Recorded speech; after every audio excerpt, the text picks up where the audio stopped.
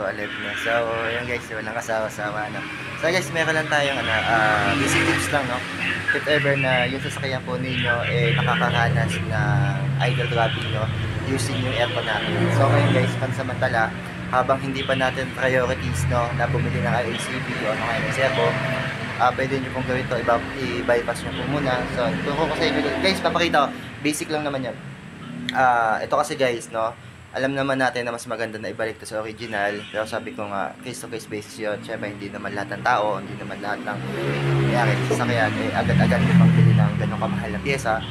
Sa katulad ko guys, hindi ko naman priorities yun. Bakit? Kasi Pasko, tapos magbagong taon pa, syempre gastos, no. Ano ba naman yung nakalat naman yung pyesa ko dyan. So ito muna yung pagtsatsagaan natin. Kapag nakatapos na ng gastusin, pwede na tayong bumili.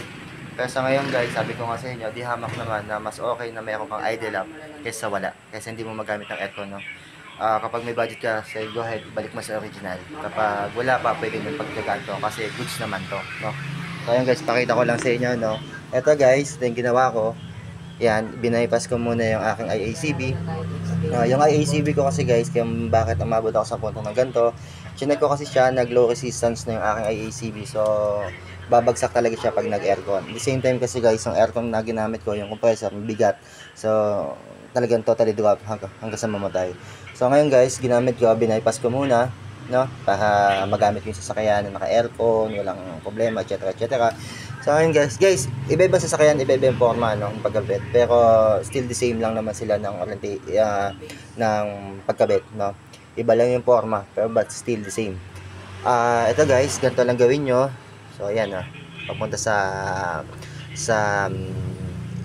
tawag dito, air filter box natin, papunta sa total body. So ayan guys, tapos yung isa guys, papunta dun sa intake manifold. So ayan guys, makikita mo naman sa video, kung sundan mo na lang, no? Ayan guys, ang pagkabit naman ng wiring, guys, testingin nyo muna sa battery para malaman po ninyo kung buo o hindi. Basta yan guys, yung isa niyan, yung positive, always po yan guys, nakatap yan sa positive ng compressor. Pag nag-magnetic yung aircon, pag nagdikit na sila, no, pag nag-on yung aircon, yung compressor, mag-o-open na to. Okay, so sasabay siya. Ito naman guys, yung isang to, always ground. Bahala kayo kung saan nyo ikabit, body ground, o battery, whatever, kung anong gusto nyo gawin.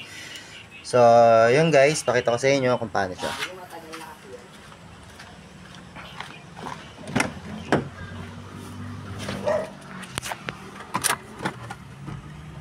So, ayan guys, medyo malamig pa yung sasakyan natin, napapakita ko lang sa inyo guys, no? Yan. Pagpasensyahan nyo na po yung belt. So, ayan siya, bababa pa yan guys kasi malamig pa yung natin, yung makina. Pagpasensyahan nyo na rin kasi wala akong gas, no? Ayan, pag nag-aircon,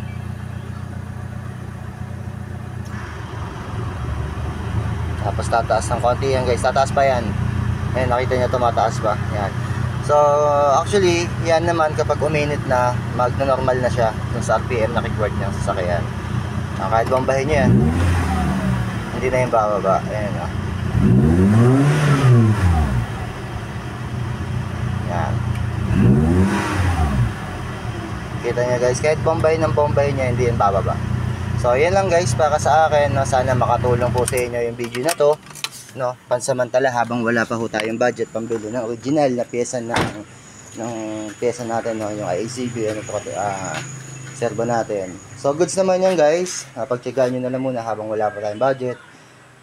So sana guys makatulong po sa inyo, no. So ayan lang po. Ayun guys, JV Auto Works.